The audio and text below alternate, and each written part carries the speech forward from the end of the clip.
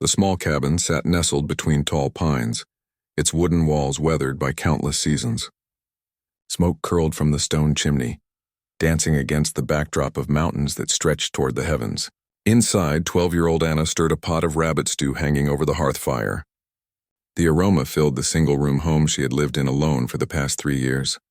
Anna wiped her brow and tucked a loose strand of brown hair behind her ear. Her mother's faded blue dress hung slightly loose on her thin frame, patched in several places but clean. Everything in the cabin had a place, a purpose. Survival didn't allow for mess or waste. Just a pinch more salt, she mumbled to herself, tasting the stew with a wooden spoon her father had carved. Talking aloud had become a habit since her parents passed from the fever. Sometimes it made the silence less heavy. The memory of her parents still brought an ache to her chest. Pa with his hearty laugh and gentle hands that taught her to fish and hunt. Ma with her endless songs and knowledge of which plants healed and which filled empty bellies. The fever had taken them both within days of each other when Anna was just 9 years old. Some folks from the settlement 15 miles away had offered to take her, and Mrs. Blackwood from the general store had even suggested sending her to an orphanage back east. "Child can't survive alone in the wilderness," she'd said with concern pinching her face, but Anna had refused. This cabin was her home, filled with memories and the spirit of her family. Pa had always said she had more grit than most grown men. She aimed to prove him right. The days following her parents' deaths had been the hardest. Learning to manage everything alone, chopping wood, hunting, preserving food for winter, fixing the roof when it leaked. Trial and error became her teachers. She'd cried herself to sleep for months, but tears didn't chop wood or put food on the table. Anna pulled the pot away from the fire and set it on the rough-hewn table her father had made. Outside, the late afternoon sun filtered through the trees, casting long shadows across her small vegetable garden. Carrots, potatoes, and beans grew in neat rows, not enough to live on alone, but a good supplement to what she hunted and gathered. Twice a month, Anna would make the journey to the settlement to trade. Rabbit furs, wild berries, and herbs could be exchanged for necessities like flour, sugar, and occasionally, a piece of hard candy that she would save for special days. The trip was long but necessary. People in the settlement viewed her with a mixture of pity and fascination. The wild orphan girl who lived alone by the river, some mothers would slip extra bread or a jar of jam into her pack when they thought no one was looking. The blacksmith's wife always asked if she wanted to stay for supper. Anna appreciated their kindness but always declined. The settlement, with its noise and curious stares, made her uneasy. Only old Mr. Wilson treated her normally, teaching her to shoot his rifle and mend traps. "You're doing just fine, little one," he'd tell her, his voice gruff but kind. "Your pa would be mighty proud." After finishing her stew, Anna washed the wooden bowl and spoon in a bucket of water she'd drawn from the well that morning. Through the open window, she could hear the rushing of the river that marked the boundary between the settlers' territory and the native lands beyond. The sound was as familiar to her as her own heartbeat. The river fascinated her. Pa had warned her never to cross it, filling her head with stories of dangerous savages who would steal her away.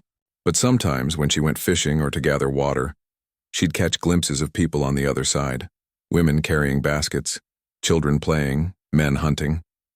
They didn't look like the monsters from the stories. Once she'd locked eyes with a girl about her age on the opposite bank.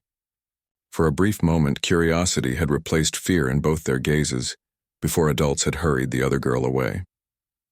As twilight settled over the forest, Anna lit a candle and pulled out her most treasured possession, her mother's journal. The pages were filled with drawings of plants, recipes for medicines, and stories Ma had collected. Anna couldn't read all the words, but she'd memorized which plants looked like the pictures and what Ma had used them for. "Willow bark for headaches," she recited quietly, turning the pages carefully. "Elderberry for coughs and colds." Her fingers traced the neat handwriting, a connection to the woman who had sung her to sleep each night. Sometimes, if she closed her eyes, she could still hear her mother's voice, soft and clear like the stream that ran behind their cabin. A distant wolf howl broke the evening quiet. Anna closed the journal and moved to secure the cabin door for the night. She wasn't afraid of the forest or its creatures. They were predictable in their own way. Follow certain rules, respect their territory, and they left you alone. It was people who were unpredictable.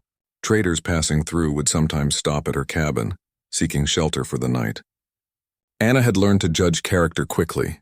Most were decent folk just trying to make a living.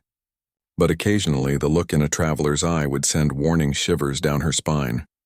For those visitors, she had her father's hunting knife kept close and a hiding spot beneath the floorboards where she could wait until they left. Pa had taught her caution wasn't the same as fear. As darkness fell completely, Anna checked her snares one last time before bed. 2 rabbits, a good catch that would provide meat for tomorrow and fur to trade. She reset the traps with practiced hands before heading back to the cabin. The night was clear, stars scattered like salt across the dark sky. Anna paused to look up, finding the North Star just as her father had taught her. "That's how you'll always find your way home," he'd said, his large hand warm on her small shoulder. Inside the cabin, Anna banked the fire for the night and climbed into her bed, a simple straw mattress covered with quilts her mother had made. Each square of fabric held a story. The blue piece from her first dress, the red checkered cloth from the tablecloth they'd used for special occasions, the soft brown wool from Pa's old winter coat. Tomorrow would bring more chores, water to haul, wood to chop, garden to tend. The rhythm of survival kept her moving forward one day at a time. But as Anna drifted toward sleep, it wasn't the work she thought about but the river and what lay beyond. The settlers' warnings echoed in her mind. "Stay away from the savages. They'll scalp you without a second thought. They're not like us." But Anna had learned something important in her years alone. Fear often came from not understanding. The rabbits in her snares feared her until she gave them a quick, merciful end. The wild bees whose honey she harvested only stung when threatened. Perhaps people were the same. Different didn't have to mean dangerous. As sleep claimed her, Anna's thoughts turned to the girl she'd seen across the river. Did she also lie awake wondering about the people on the other side? Did she have a family, a warm place to sleep, enough food to eat? Or was she alone too, making her way in a world that seemed too big for one small person? The questions followed Anna into her dreams, where the river narrowed enough to cross and strangers became friends. In that space between waking and sleeping, she felt a strange certainty that someday the river would bring change to her solitary life. Whether that change would bring good or ill, only time would tell. For now, the cabin stood quiet in the forest night, sheltering its young occupant as she slept beneath her mother's quilts, the sound of the distant river a constant lullaby carrying her toward tomorrow. The autumn air carried a bite that hadn't been there just days before. Anna pulled her woolen shawl tighter around her shoulders as she made her way through the forest, wicker basket in hand. Winter would arrive soon enough, and she needed to gather as many late-season berries and nuts as possible. Her boots crunched over fallen leaves as she moved with practiced quiet. 3 years of living alone had taught her to move through the woods like a ghost, partly for hunting, partly from the instinct that being noticed could mean danger. The forest had been generous this season. Her basket already held a good collection of hazelnuts and the last of the blackberries. If she was lucky, she might find more mushrooms near the river's edge where the soil stayed damp longer. As Anna approached the river, the rushing water sound grew louder. Recent rains had swollen the current, making it run faster than usual. She frowned at the sight. High water meant the fishing would be poor for days, and she'd been hoping to smoke some fish to store for winter. Finding a comfortable spot on a large, flat rock, Anna sat to rest and sort through her gatherings, removing any bad berries or worm-eaten nuts. The afternoon sun filtered through the golden leaves above, casting dappled light across her work. Movement across the river caught her eye. Anna froze, her fingers hovering over her basket. On the far bank, partially hidden among the trees, stood a figure. A girl, she realized after a moment. A native girl about her own age, dark hair in 2 long braids, wearing a dress of soft-looking tan leather decorated with colorful beadwork. The 2 girls stared at each other across the rushing water, neither moving. Anna's heart beat faster. Though she'd seen native people from afar, she'd never been this close. The warnings from settlers rang in her ears. The girl across the river didn't look dangerous. She looked worried. She kept glancing over her shoulder as if afraid of being followed. Then Anna noticed how the girl was standing. Her weight shifted to one side, the other foot barely touching the ground. She was injured, As if confirming Anna's observation, the girl tried to take a step and winced visibly, almost losing her balance. She looked at the swollen river with desperate eyes, then back at Anna. In that moment, something shifted in Anna's chest. Fear gave way to recognition, not of who the other girl was, but of what she was. Another human being in trouble, alone. Just like Anna had been so many times. The native girl moved closer to the water's edge, looking up and down the river as if searching for a crossing. Anna knew there wasn't one nearby. The only safe ford was nearly a mile downstream, and even that would be treacherous with the water this high. To Anna's horror, the girl began to wade into the rushing current. "Stop!" Anna called out, jumping to her feet. "It's too deep!" The girl paused, looking across at Anna without comprehension. Of course, she wouldn't understand English. Anna waved her arms in a crossing motion, shaking her head vigorously. The message seemed to get through. The girl stepped back from the water's edge, her expression a mixture of relief and despair. She pointed downstream, then at her injured foot, making a pained face. Anna understood. The girl knew about the ford, but couldn't make it there on her bad foot. She needed to cross here now for some reason. Without fully thinking through her decision, Anna set down her basket and began removing her boots. The river was dangerous, yes, but she knew its patterns. She'd fished it countless times, knew where the deepest parts ran and where hidden rocks lurked beneath the surface. The native girl watched with wide eyes as Anna waded into the cold water. The shock of it stole her breath momentarily. By mid-river, the water reached her waist, the current tugging insistently at her dress. She planted each foot carefully, testing her footing before shifting her weight. Reaching the other side, dripping and shivering, Anna looked up to find the native girl had backed away several steps, wariness replacing the earlier desperation in her eyes. Anna raised her empty hands, palms forward. "I won't hurt you," she said softly, knowing the words meant nothing but hoping her tone would convey her intent. "I'm here to help." For several heartbeats, neither moved. Then the native girl's face softened. She gestured to her foot, then pointed across the river, her meaning clear. "Can you help me cross?" Anna nodded and moved closer slowly. Up close, she could see the girl's ankle was swollen badly, purple bruising visible even against her brown skin. Some kind of fall, Anna guessed. The girl was shivering too. Though whether from pain, fear, or the cool autumn air, Anna couldn't tell. After a moment's awkward hesitation, Anna pointed to herself. "Anna," she said clearly. The girl looked confused at first, then understanding dawned. She placed a hand on her chest. "Nima," she replied, her voice soft but clear. Something warm bloomed in Anna's chest at this simple exchange. She hadn't heard anyone say her name in weeks, not since her last trip to the settlement. It sounded different in Nima's accent, but good, like a small gift. Getting Nima across the river proved more challenging than Anna had anticipated. The injured girl couldn't put weight on her foot, which meant Anna had to support her.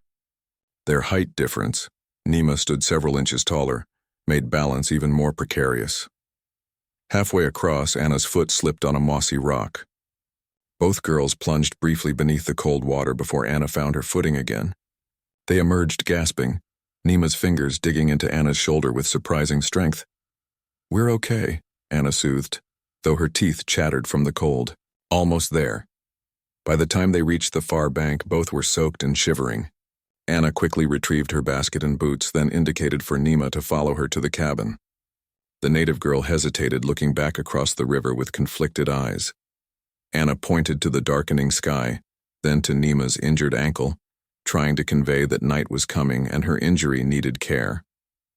After a moment's consideration, Nima nodded and allowed Anna to help her limp through the forest.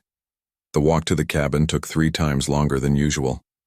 By the time the wooden structure came into view, dusk had fallen and both girls were exhausted. Nima stared at the cabin with obvious curiosity as Anna helped her inside. The fire had burned low, but still held enough embers to quickly build back to warming flames. Anna added wood, then helped Nima to sit on the single chair near the hearth. The cabin, which had always felt just right for one person, suddenly seemed smaller with another presence filling it. Anna moved awkwardly, acutely aware she had never entertained a visitor before. Certainly not one with whom she couldn't even speak. She busied herself preparing a poultice for Nima's ankle, grinding dried herbs from her mother's stores and mixing them with hot water. The familiar work calmed her racing thoughts. When she glanced up, she found Nima watching her movements with keen interest. Kneeling beside the chair, Anna gently indicated she wanted to look at the injured ankle. Nima hesitated, then slowly extended her leg. The swelling looked worse in the firelight, the skin tight and shiny. Anna winced in sympathy as she carefully applied the warm poultice, then wrapped the ankle with strips of clean cloth. Nima's face relaxed as the herbs began to ease the pain. She said something in her own language, soft musical words that Anna couldn't understand but recognized as thanks from her tone. As the evening deepened into night, the initial awkwardness between them began to fade. Anna prepared a simple stew, adding extra rabbit meat she'd been saving. They ate in comfortable silence, occasionally catching each other's eye and offering small smiles. After dinner, Anna spread her spare blanket near the fire. She pantomimed sleep, pointing to Nima and then the blanket. Nima nodded gratefully and settled onto the makeshift bed, her injured leg carefully extended. Later, lying in her own bed across the room, Anna stared at the cabin ceiling, listening to the soft breathing of another person for the first time in 3 years. Questions tumbled through her mind. Who was Nima? Why had she been alone? Would her people be looking for her? Would they be angry to find her with a settler? But beneath the questions lay a simpler truth. The crushing loneliness that had been Anna's constant companion had lifted, if only temporarily. The cabin felt warmer somehow, more like the home it had been when her parents were alive. As sleep began to claim her, Anna realized something that sent both fear and excitement coursing through her veins. In helping Nima, she had crossed a boundary far more significant than the river, one that few from either side ever crossed willingly. Whatever happened next would change everything. Morning light filtered through the cabin's small window, casting a golden rectangle across the wooden floor. Anna woke to the unfamiliar sound of another person's breathing. For a moment, confusion clouded her mind before memories of yesterday rushed back. The river, the injured girl, the difficult crossing. Nima was still asleep on the blanket by the now cold hearth. Her dark hair spread across the pillow Anna had given her. In sleep, her face looked younger, the worry lines around her eyes smoothed away. Anna watched her for a moment, still hardly believing she had a guest in her home, and a native girl at that. Moving quietly to avoid waking Nima, Anna rekindled the fire and put water on to boil. Her stomach rumbled, reminding her that yesterday's excitement had cut her foraging trip short. They would need food, especially if Nima was to heal properly. As if sensing Anna's thoughts, Nima stirred and opened her eyes. For a brief moment, fear flashed across her face as she took in unfamiliar surroundings. Then her gaze found Anna, and recognition replaced the fear. She pushed herself up to sitting, wincing as her movement jostled her injured ankle. "Morning," Anna said softly, offering a small smile. "Hungry?" Nima tilted her head, not understanding the words but seeming to grasp the question in Anna's tone. She nodded and pointed to her own mouth. Their first meal together was a quiet affair, leftover rabbit stew and the last of Anna's bread. Nima ate carefully, watching Anna as if to make sure she was using the wooden spoon correctly. When she finished, she touched her heart and inclined her head, a gesture of thanks that needed no translation. After breakfast, Anna indicated she needed to check Nima's ankle. The swelling had gone down slightly, but the bruising had spread, painting her brown skin in shades of purple and yellow. As gently as possible, Anna applied a fresh poultice of herbs from her mother's stores. While she worked, Nima pointed to the dried plants Anna was using and said a word in her own language. Anna looked up, surprised, then repeated the word back as best she could. Nima smiled and nodded encouragingly. "Willow bark," Anna said in return, holding up the piece of bark she'd been grinding. "For pain." Nima repeated willow bark carefully, the unfamiliar sounds rolling off her tongue awkwardly. She pointed to her ankle and made a gesture like waves washing away. "Yes," Anna nodded. "Makes pain less." And so began their halting attempts at communication. Throughout the morning, they exchanged words for common objects around the cabin. Anna learned that the clay cup was mintha in Nima's language. Nima learned that the fire crackling in the hearth was fire in Anna's. By midday, they had established a small vocabulary between them. Not enough for complex thoughts, but enough to build a fragile bridge across the divide of their different worlds. After a simple lunch of nuts and dried berries, Nima motioned that she wanted to stand. Anna hurried to her side, offering her shoulder as support. Together, they made their way outside to a sunny spot where Nima could sit on a stump, while Anna tended to her garden. As Anna worked, pulling late-season vegetables and clearing dead vines, she felt Nima's eyes on her. Looking up, she found the other girl watching her with intense interest. Nima pointed to a plant in Anna's garden, then made a gesture as if eating, followed by a questioning look. "Carrot," Anna said, pulling one from the ground and brushing off the dirt. "Yes, food." Nima nodded, then pointed to a weed growing at the garden's edge that Anna had been about to pull and discard. She made a different gesture, hands circling her stomach, then spreading outward with a pained expression. Anna frowned, trying to understand. "Make sick?" she guessed. Nima nodded vigorously. She pointed to several other plants around the garden's edge, making the same sick gesture for some and different motions for others. One, she indicated, helped with coughing. Another was good for cuts. Anna realized with growing excitement that Nima knew plants, which could heal, which could harm, which could be eaten. Different knowledge than what was in her mother's journal, but just as valuable. The afternoon passed in a new kind of lesson as Anna brought plants to Nima, who would indicate their uses with creative gestures. Some matched what Anna already knew from her mother's teachings. Others were completely new.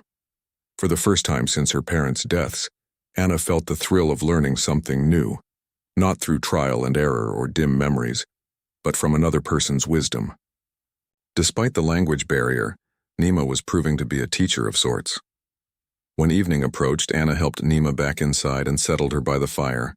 While preparing dinner, Anna noticed Nima looking with interest at her mother's journal, which lay open on the table where she'd left it the night before. Taking a chance, Anna brought the journal over and sat beside Nima on the floor. She turned to a page with a drawing of a plant and pointed to it, then to the words beside it. "My mother wrote this," Anna explained, knowing Nima wouldn't understand the words but hoping she'd grasp the concept. "About plants, medicine, stories." Nima traced the drawing with a gentle finger, then the strange markings beside it. She looked at Anna questioningly, then pointed to herself and made a motion like drawing in the air. "You want to write?" Anna asked, surprised. Nima nodded enthusiastically. Anna fetched a small piece of charcoal and a scrap of paper saved from a package she'd once received from a trader. She handed them to Nima, who immediately began to draw with confident strokes. The image that took shape was a simple but recognizable map. A winding line that must be the river, small peaks for mountains to the north, and two marks on opposite sides of the river, one clearly meant to be Anna's cabin, the other presumably Nima's home. Nima pointed to her mark across the river, then to herself, her face growing solemn. She made a sweeping gesture with her arm, encompassing an area around her home, then held up 3 fingers before pointing to the setting sun visible through the window. The meaning clicked in Anna's mind. 3 days, she said slowly. "You've been gone 3 days. Nima nodded, her eyes filling with worry. She pointed to her village mark again, then made shapes with her hands that Anna interpreted as people. "Many people," she pointed to herself, then clutched at her chest dramatically before pointing back to the village. "They're worried about you," Anna guessed. The concern in Nima's eyes confirmed Anna's interpretation. Of course, Nima's people would be searching for her. She wasn't alone in the world like Anna. She had a family, a community who would notice her absence and fear for her safety. A complicated feeling washed over Anna, part envy for the people who would miss Nima, part fear of what might happen when those people discovered their missing daughter in a settler's cabin. Nima seemed to sense Anna's unease. She reached out and touched Anna's hand gently. With her other hand, she pointed to Anna, then to her own heart, and smiled. The simple gesture brought unexpected tears to Anna's eyes.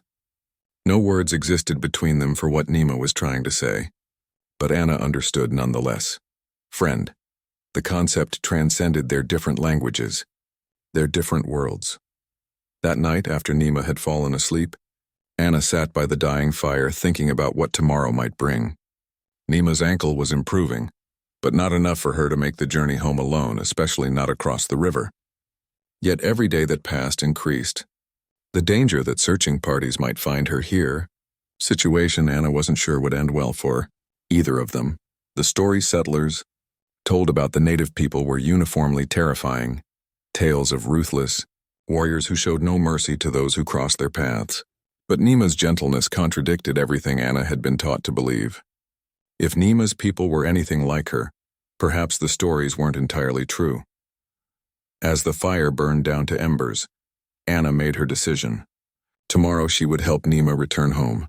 It meant crossing the river again, venturing into forbidden territory. But she couldn't let Nima attempt the journey alone. The thought sent equal measures of fear and excitement coursing through her. Beyond the river lay a world she had only glimpsed from afar. A world of people who, if they were anything like Nima, might not be the monsters she'd been raised to fear. Anna glanced at the sleeping form of her unexpected guest. In just 2 days, Nima had expanded Anna's world in ways she hadn't thought possible. New words, new knowledge about plants, and most importantly, a connection to another person after years of solitude. Whatever dangers tomorrow might bring, Anna knew this much was true. Her life had already changed, and she couldn't go back to the lonely existence she'd known before. Some bridges once crossed forever altered the landscape of one's heart. The first light of dawn painted the eastern sky in gentle pinks and golds as Anna finished packing her small leather bag. She moved quietly, trying not to wake Nima, who still slept peacefully near the hearth. Into the bag went a small water skin, strips of dried meat, the remaining bread wrapped in cloth, and a few handfuls of nuts and berries. The journey ahead might not be long in distance, but Anna knew better than to venture anywhere unprepared. She added her mother's small knife, a length of rope, and after a moment's hesitation, her most treasured possession, her mother's journal. The book had never left the cabin before. Taking it felt both wrong and right. Wrong because it belonged here in the home her parents had built. Right because something told Anna she might need her mother's knowledge where she was going. Nima stirred as Anna tied the bag closed. She pushed herself up on her elbows, dark eyes quickly taking in Anna's preparations. "Morning," Anna said softly. "Today we go." She pointed to the window, then to the river beyond, and finally to the eastern forest on the far side. Understanding dawned in Nima's eyes. She nodded, her expression a mixture of relief and something Anna couldn't quite name, perhaps worry, perhaps sadness. After 2 days together in the small cabin, a fragile bond had formed between them, built of shared meals, exchanged words, and gentle care. Breakfast was a quiet affair. They ate the last of Anna's cornbread, soaked in honey she'd harvested from a wild hive earlier in the season. When they finished, Nima reached for her dress, which Anna had washed and dried by the fire. The beadwork along the collar caught the morning light, sending tiny rainbows dancing across the cabin walls. Anna helped Nima dress, then unwrapped her ankle to check it one last time. The swelling had gone down considerably, though the bruising remained vivid against her brown skin. Nima could now put some weight on it, but walking any distance, especially over rough terrain, would be difficult. "Still hurts?" Anna asked, looking up into Nima's face. Nima made a rocking motion with her hand, a gesture they'd established meant somewhat, or a little. Anna rewrapped the ankle with fresh bandages, tying them firmly but not too tight. She then helped Nima to her feet and handed her a sturdy stick she'd cut and smoothed the evening before, a makeshift walking staff. Nima tested her weight against it, then smiled gratefully at Anna. She said something in her own language, the words flowing like water over stones. "You're welcome," Anna replied, understanding the meaning if not the words. "Ready?" With a nod from Nima, they set out from the cabin. Anna paused at the door, looking back at the only home she'd known for the past 12 years. A strange feeling settled in her chest. Not quite fear, not quite excitement, but something in between. She had never ventured beyond the river before. Had never even considered it until Nima had literally washed up into her life. The morning air held the crispness of mid-autumn. Their breath formed small clouds as they made their way slowly through the forest. Anna matched her pace to Nima's halting steps, offering her arm for support when the ground grew uneven. Birds called from the branches above them, and occasionally a squirrel would scurry across their path, busy with winter preparations. As they walked, Nima pointed to various plants and trees, offering their names in her language. Anna repeated each word carefully, then provided the English name in return. It became a kind of game between them, this exchange of words easing the tension of the journey ahead. The sound of the river grew louder as they approached.